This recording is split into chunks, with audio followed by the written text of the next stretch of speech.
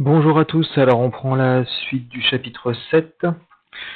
On s'est donc arrêté au grand 1 la dernière fois sur la schématisation d'un circuit inséré et nous avons corrigé l'activité 4, page 43. Donc à la suite de cette correction, je vous laisse donc prendre votre crayon et on va donc noter la conclusion de cette activité. Alors on y va à la suite. Conclusion. Donc, de l'activité 4. Alors, la conclusion de l'activité 4, ça va être tout simplement la définition d'un circuit en série. D'accord? Nous avons revu ce qu'était la schématisation, mais ce qu'on a vraiment vu avec cette activité qui était nouveau, c'était un circuit en série. Alors, à la suite, je vous laisse noter définition. Définition, 2 points. Si vous voulez noter toute la définition en rouge, bien sûr, vous pouvez noter toute la définition en rouge. Je noterai que les termes importants de la définition en rouge. Alors, c'est parti. Je vais y arriver, pardon. Les dipôles constituant un circuit en, et c'est là où on va écrire en rouge, série. Donc, série en rouge parce que c'est l'un des termes à retenir dans cette définition. Forme, donc les dipôles, hein, une seule, et c'est là qu'on écrit aussi en rouge, boucle. On a vu lors de la correction, hein, une boucle, c'était simple. Cette boucle, elle va de la borne plus jusqu'à la borne moins du générateur. Donc c'est ce qu'on va noter, hein. Une seule boucle allant donc de la borne plus du générateur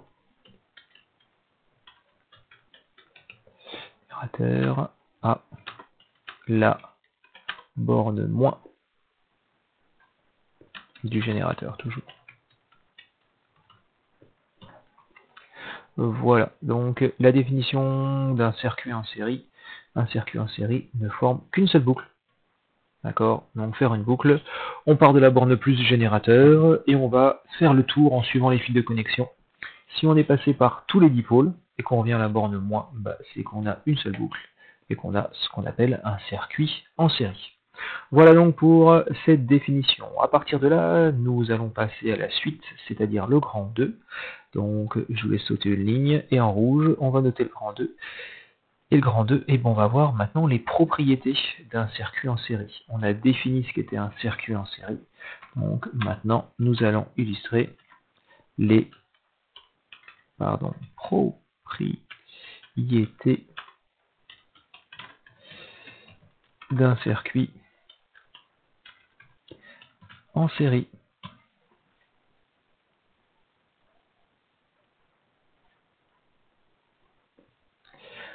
Alors on va faire ça sous forme de petites activités. Donc on commence avec l'activité 1, 2 points, et on va regarder l'influence de l'ordre des dipôles. Donc on a vu que deux schémas électriques n'étaient pas les mêmes en fonction de l'ordre des dipôles. On l'a vu avec la lampe et le moteur, d'accord? Et bien là, on va regarder si en fait l'ordre des dipôles a une importance dans un circuit en série. Alors à la suite, on y va, on réalise un montage comportant une pile,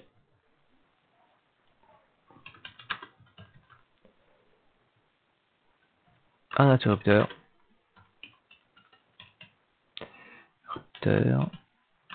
et deux lampes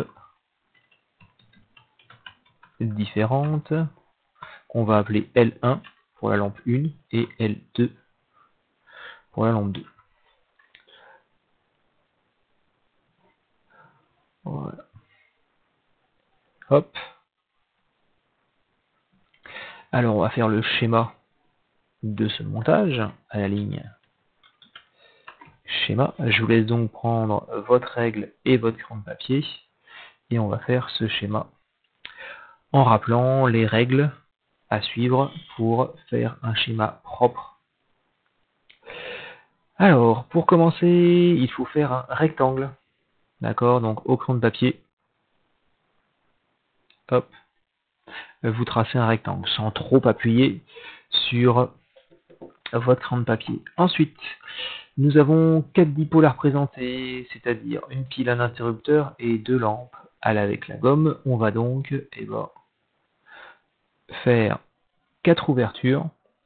Là, comme on a 4 côtés au niveau de notre rectangle, on va faire ça sur les 4 côtés. Et on va dessiner donc les différents dipôles dont on a besoin. Le premier dipôle dont on a besoin, c'est une pile. Donc, on va dessiner notre pile, la pile avec... Non, ça c'est du jaune, c'est pas ce qu'il me faut.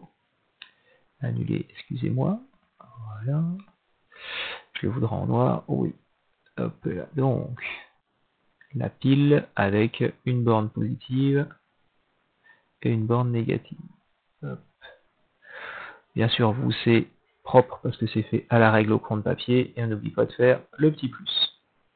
Ensuite, ici, nous allons avoir un interrupteur. On va faire un interrupteur fermé. Ce sera quand même beaucoup plus simple. Ici, voilà. Donc, oui. Interrupteur fermé. Et ensuite, on va avoir 2 lampes. Donc, les lampes, vous faites ça le plus proprement possible. Si vous voulez utiliser un compas, vous utilisez un compas. Sinon, vous faites ça proprement. Ok, donc, nos 2 lampes, en essayant de faire en sorte qu'il n'y ait pas, voilà, tout se touche, hein. Tac. Ouais. Et à l'intérieur, on doit avoir les croix. Voilà. On a 2 lampes, on a dit que c'était les lampes L1 et L2. Donc, on y va pour L1 et ici pour L2.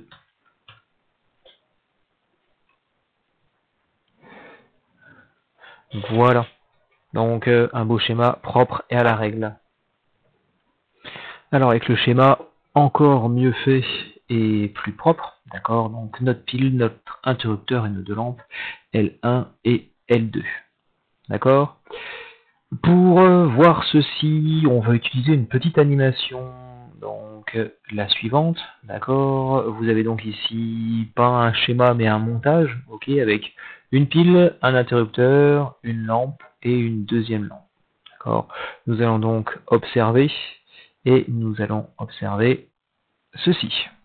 Donc on a nos 2 lampes L1 et L2 qui sont différentes, ok, et on voit que ces lampes-là brillent plus, d'accord, et cette lampe-là, c'est celle que l'on avait appelée L1 sur notre montage. Donc, à la suite, on note observation, on y va, observation, 2 points, la lampe L1 brille plus fortement que la lampe L2. Donc ça, c'est l'observation que l'on peut faire de notre petite simulation. On va souligner observation. Voilà. Donc je vous remontre, hein, on a bien la lampe L1 qui brille plus fortement que la lampe L2. Dans cette activité 1, on va refaire un deuxième montage, donc à la ligne. On note donc, on réalise le même montage.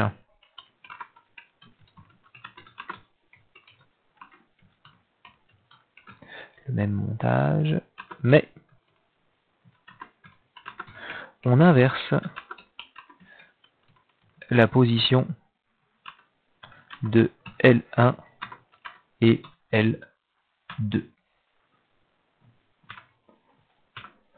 Alors à la suite, on va refaire exactement le même schéma, proprement à la règle et au crayon de papier. Et la seule chose qui va changer, c'est qu'on va intervertir la position de L1 et L2. Donc on refait ce schéma à la règle, proprement et au crayon de papier, en intervertissant la position des lampes L1 et L2. Entraînez-vous bien à faire ces schémas, d'accord? Ce sera important pour la suite de savoir schématiser rapidement et proprement, quand on vous demandera donc de faire un petit montage. Alors, on va refaire exactement la même manipulation avec le simulateur, mais on va donc intervertir la position de L1 et L2. Alors, dans la manipulation, cette fois-ci, ce qu'on va intervertir, c'est la position de L1 et L2. Alors, vous avez toujours le premier schéma qui est ici. J'ai refait exactement le même schéma et j'ai laissé les lampes exactement à la même place. D'accord? Donc, ici, j'ai toujours L1 et L2. Vous voyez qu'elles brillent exactement de la même manière. Donc, pour vous montrer que je ne bidouille pas cette simulation, on va le faire ensemble. Donc, on va décrocher ici et on va décrocher ici. Donc, cette lampe-là, hop, je vais la déplacer. Et elle viendra ici. Donc je décroche celle-là, voilà, et elle va venir se positionner de ce côté-là. D'accord? Donc, pour montrer qu'il n'y a pas de bidouille, tac, j'ai bien donc changé la place de L1 et L2, je ferme, et on observe ceci. Donc, L1 brille toujours plus que L2. D'accord? J'ai beau avoir changé la position des lampes, ok, et cette fois-ci, c'est toujours L1 qui brille plus que L2. Quelle que soit la position où je place L1 dans mon circuit, c'est elle qui brille le plus, et quelle que soit la position de L2 dans le circuit, c'est elle qui brillera moins. D'accord? Alors on y va, on note à la suite observation.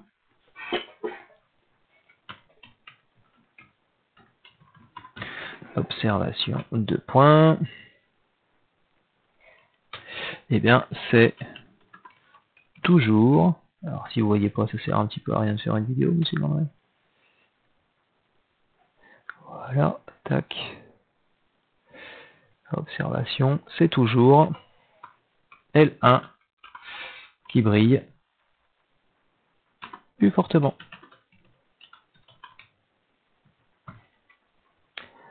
Voilà. Donc là, on a fait une première petite activité pour observer l'influence de l'ordre des dipôles dans un circuit en série. Maintenant, on va passer à l'activité numéro 2, donc à la suite. Activité numéro 2. Activité 2 tout simplement, hein, et c'est influence du nombre de dipôles. Voilà. On va souligner tout ça.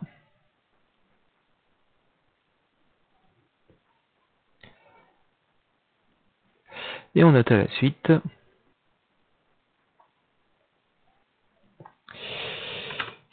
on rajoute une lampe supplémentaire. Je vais y arriver, pardon, supplémentaire au montage précédent.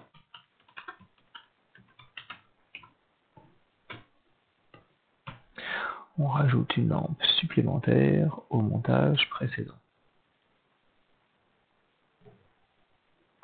Là aussi, on va refaire un schéma.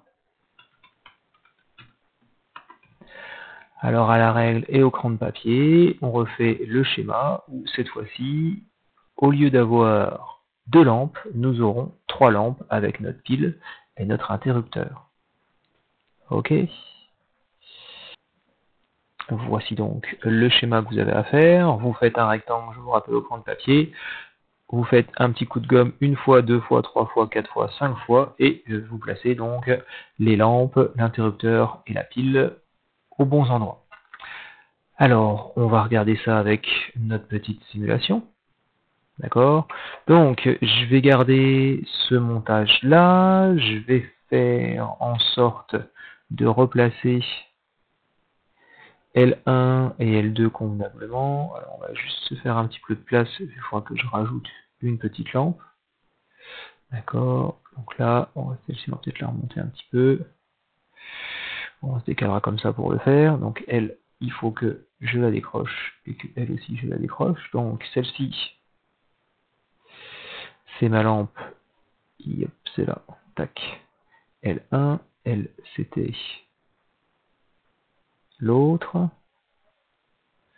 Voilà. Et je vais juste vérifier que, voilà, on est retourné au même type de montage.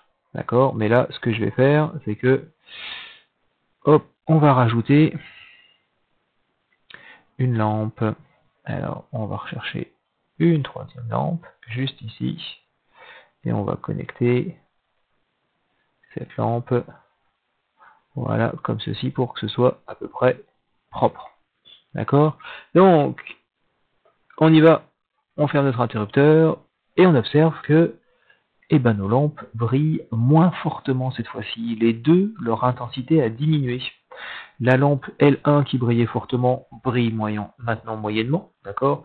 La lampe L2 qui brillait moyennement maintenant brille faiblement, d'accord? Donc lorsque je rajoute en fait une petite lampe, bah, je diminue, on va dire, la luminosité des autres lampes.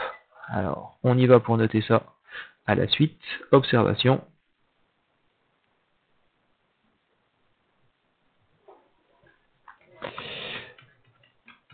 Observation 2 points. Lorsque l'on rajoute une lampe dans le circuit, virgule, on diminue la luminosité de toutes les lampes.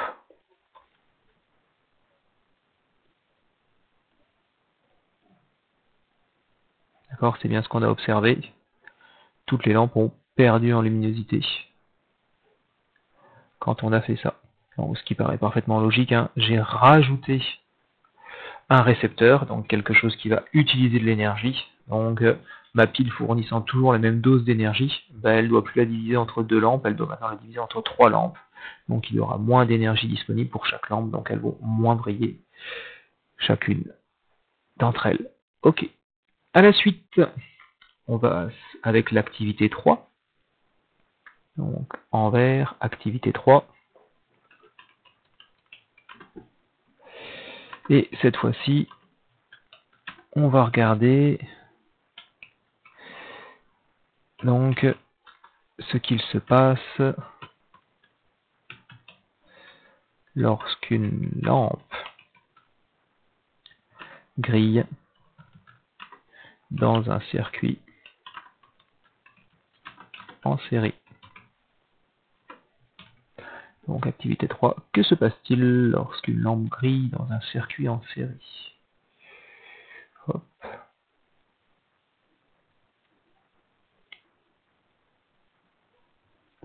Alors cette fois-ci, bah, on va pas, même si on était en cours, hein, on n'aurait pas grillé, on n'aurait pas cassé une lampe pour voir ça. On va simuler qu'une lampe est cassée. Et pour faire ça, pour simuler qu'une ampoule est grillée ou cassée, virgule, on va la retirer du circuit.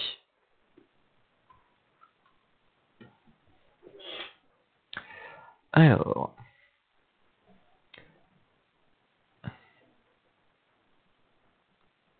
c'est ce qu'on va faire donc avec notre simulation.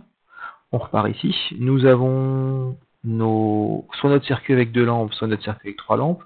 Ce qu'on va donc faire, c'est que on va tout simplement décrocher, d'accord, à un endroit une lampe pour savoir ce qui se passe pour les autres. Donc ici, le circuit est comme ceci. Je décroche là, hop, et en décrochant cette lampe, j'ai éteint l'autre lampe. On regarde maintenant de ce côté-là. Je décroche la même lampe. Ok, et quand je décroche la lampe, en fait, les deux autres s'arrête aussi, d'accord? Je peux juste faire que décrocher L, hein, d'accord? Si je l'avais démonté en entier, ce serait comme ceci, sinon on l'avait réussi à dévisser. Donc voilà, quand j'enlève bah, une lampe, l'autre ou les autres s'arrêtent. C'est l'observation qu'on va noter. Alors à la suite, observation.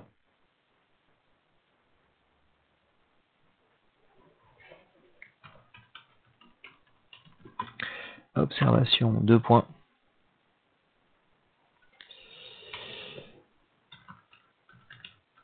Lorsqu'une lampe grille, virgule,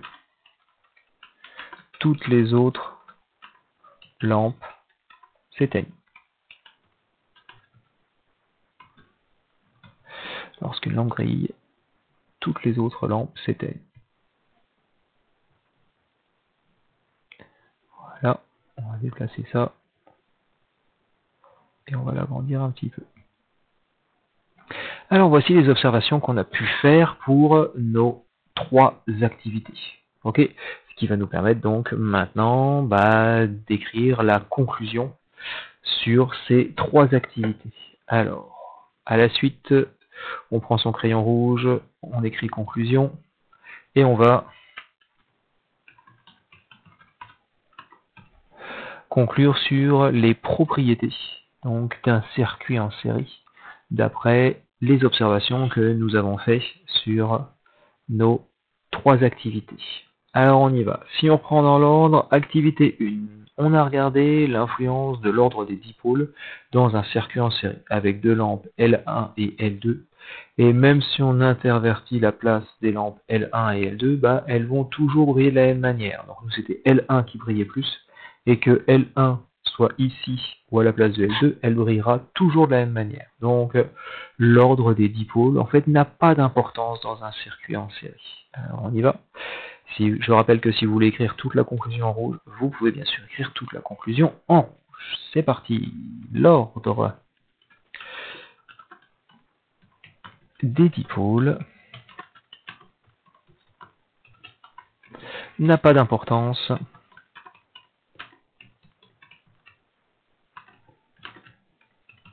dans un circuit en série.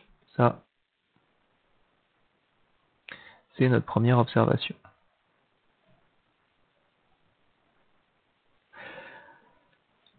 À la suite, on va regarder donc l'activité numéro 2. Et l'activité numéro 2 était celle-ci. On rajoute un dipôle dans un circuit en série. Lorsqu'on rajoute un récepteur dans un circuit en série, en fait, le courant devient moins intense. Les autres dipôles reçoivent moins d'énergie. Ok, ils vont partager l'énergie. On y va. Si on ajoute un récepteur dans un circuit en série,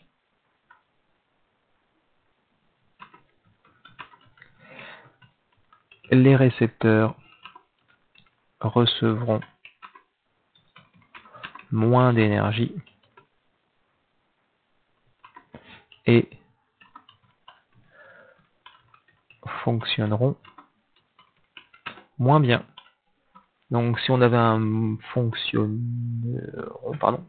moins bien. Si on avait un moteur qui tournait très vite et qu'on rajoute un récepteur, le moteur va retourner moins vite, d'accord. Si on avait une lampe qui brillait fortement et qu'on rajoute un récepteur, la lampe va briller moins fortement. Ok. Ensuite, dernière chose que l'on a vue, c'est avec l'activité 3. Qu'est-ce qui se passe lorsqu'une lampe grille dans un circuit en série? Toutes les autres lampes se sont arrêtées. Ça va vouloir dire que dans un circuit en série, dès qu'un récepteur va être grillé ou cassé, tous les autres récepteurs vont aussi cesser de fonctionner. Alors on note ça. Là on a fait l'exemple avec une lampe, mais ça fonctionne avec n'importe quel autre récepteur dans un circuit en série. D'accord, la lampe est un récepteur. C'était juste un exemple de récepteur pour notre simulation. Donc, dans un circuit en série, quand un récepteur est grillé, c'est un récepteur grillé ou cassé, virgule, tous les autres récepteurs cessent de fonctionner.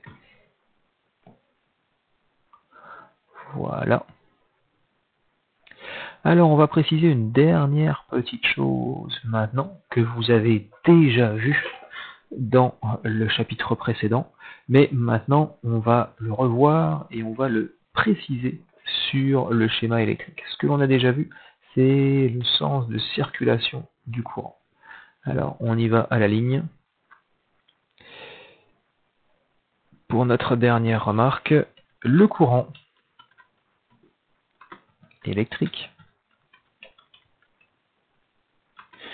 a un sens de déplacement, virgule. Il est imposé par le générateur. Et donc, le courant électrique circule de la borne plus vers la borne moins de la pile quand le circuit est fermé. Donc, on va souligner le fait que le circuit doit être fermé pour qu'il y ait circulation du courant. Alors, on va pouvoir illustrer ça avec notre petite simulation. Alors, je vais reconnecter nos petites lampes. Voilà. Ici. Ok. Et vous voyez que les deux circuits sont ouverts. D'accord? Et quand les circuits sont ouverts, nos lampes ne brillent pas. Bien. Je vais fermer ici les interrupteurs. D'accord? Et à partir de là, nos lampes fonctionnent. Très bien. Je rouvre tout ça. Et en fait, ce qu'il faut savoir, c'est que quand on parle de circulation du courant, c'est pas un truc qui part de la borne plus, puis qui se met à courir comme un petit lutin, et puis qui s'arrête parce que là, il peut pas sauter. D'accord? Non. La circulation du courant, en fait, ce sont des porteurs de charge, vous voyez, qui sont partout dans les métaux et dans les conducteurs de l'électricité. Et quand je vais fermer l'interrupteur, et en fait, ils vont se déplacer. Ils vont se déplacer dans un sens, et c'est ce truc-là qui impose le sens. Mais c'est pas lui qui lâche un petit porteur de charge et qui va se balader. D'accord? Non. Lui, il donne juste le sens de déplacement du courant. D'accord? Eux, d'accord, ils sont déjà présents et ils savent pas s'ils vont aller à gauche ou à droite. C'est lui qui va leur dire dans quel sens il faut aller. Ok? Alors, si on regarde le sens conventionnel du courant, on y va. Quand on ferme ici, le sens conventionnel, on part de la borne plus et on va se déplacer jusqu'à la borne moins. D'accord? Pareil ici, d'accord? On est de la borne plus jusqu'à la borne moins. D'accord? On passe bien sûr par le filament de la lampe pour que celle-ci éclaire. Alors, ces trucs-là, on va les représenter sur vos schémas. Alors, je vais aller chercher le premier schéma qui est ici. Ok. Donc, sur ce schéma-là, on va flécher le sens du courant. Alors, vous ne le faites pas tout de suite, vous regardez, et ensuite vous le ferez. D'après la définition, on nous a dit que le sens du courant était imposé par la pile. D'accord? Donc, la pile nous impose que nous devons circuler de la borne plus vers la borne moins. D'accord? De la borne plus vers la borne moins. Ça veut dire que il va falloir qu'on circule dans ce sens-là. Ok? Si je place des flèches pour représenter ça, ouais, comme ceci, d'accord? Ça veut dire que le courant, il va se déplacer comme ça, il va se déplacer comme ça, comme ça, comme ça, comme ça, Hop, je vais y arriver. Et comme ça. Ok. Sauf que nous, on va pas faire les flèches autour du schéma. D'accord? On va les faire directement sur le schéma et on va les faire directement sur le fil électrique. Alors, on va faire des flèches qui partent de la borne de plus et qui indiquent le sens du courant.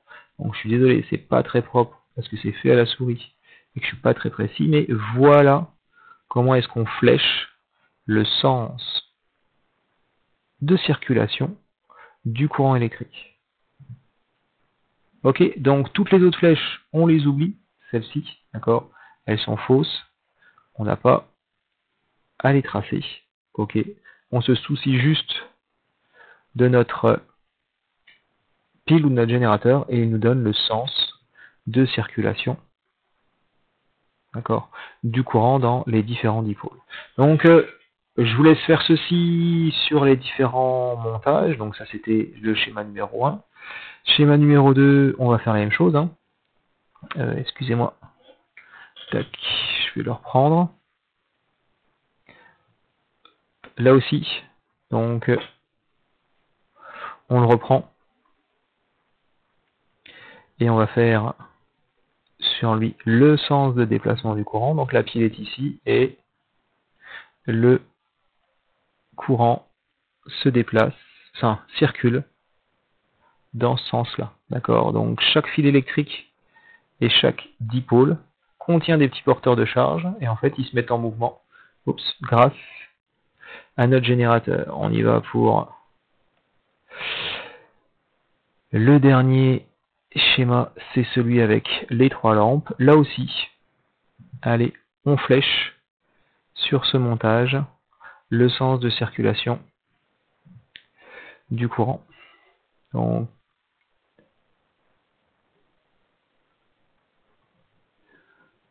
en rouge, hein, c'est une convention. Et si vous avez déjà fait quelques schémas et que vous ne l'avez pas fait en rouge, bah, c'est pas grave, vous faites les derniers en rouge, comme ceci, et quand on aura des exercices à faire, il faudra le faire en rouge. Voilà pour ce dernier montage. Alors il ne me reste plus qu'à vous donner le travail à faire pour la semaine prochaine. Donc cahier de texte. Je vous rappelle que il est bon de garder des réflexes comme au collège, c'est-à-dire que si vous sortez votre cahier de texte et vous notez vos devoirs sur le cahier de texte, ce sera bon pour vous, ça vous fera une sorte de routine, on va dire, qui vous ramènera des bons réflexes. Alors, la première chose à faire, ça va être bien sûr de mettre à jour son cahier. Ok. Ensuite, il va falloir faire les exercices 11, page 151 et 19, page 152. D'accord. Et puis ensuite, il va falloir revoir le cours. Voilà. Il va falloir l'apprendre. Et ensuite, il va falloir faire le QCM sur Pronote. Bien sûr, ce QCM n'est pas encore disponible. Il sera bientôt disponible. Sinon, j'ai des soucis avec les élèves qui sont trop curieux et qui bloquent leur QCM. Donc, on va s'expliquer juste après. Voilà. Donc, dans votre cahier de texte, vous notez que vous devez mettre à jour votre cahier, c'est-à-dire reprendre le cours qu'on a fait, faire les schémas bien proprement, avec sur chaque schéma le sens de circulation du courant. Ensuite, les exercices 11 et 19, page 152. Ce sont les exercices de votre livre. Votre livre, il est chez vous, vous l'avez vu en début d'année, et il ressemble à ça. D'accord? Si vous n'avez plus votre livre, pas de souci, vous en faites pas. À la suite, je vous ai mis les énoncés de l'exercice 11 et de l'exercice 19. Ces deux énoncés seront bien sûr au format PDF dans votre cahier de texte sur Pronote. D'accord? Donc, vous avez ici l'exercice numéro 11 où vous devez schématiser un circuit. Sur ce circuit, vous devez indiquer le sens du courant et vous devez répondre à la question, est-ce qu'il est possible de faire plusieurs schémas rien qu'avec ces descriptions-là?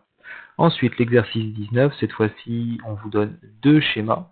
On vous demande de justifier pourquoi est-ce qu'il représente un circuit en série. Et ensuite, on vous demande de réfléchir et de me dire est-ce qu'il représente le même montage, oui ou non. Donc là aussi, il faudra réfléchir. D'accord? Donc, vous faites cette mise à jour de votre cahier, vous faites les exercices, vous revoyez le cours, vous apprenez le cours. Une fois et seulement une fois que vous avez fait ça, vous irez sur Pronote pour faire le QCM. Le QCM ne sera pas disponible ce soir, d'accord? Sinon, les élèves regardent l'exercice, font « Oh tiens, il y a un QCM ». Ils n'ont pas vu la vidéo, ils vont sur le QCM, ils cliquent sur le QCM, ils voient qu'ils n'arrivent pas à répondre aux questions, ils ferment le QCM et à partir de là, le QCM dit bah hop, c'est fini. D'accord? Le QCM, vous n'avez qu'une seule chance de le faire. Une fois qu'il est ouvert, dès que vous le fermez, il considère que c'est fini. Donc, il vous mettra 0 si vous n'avez répondu à aucune question.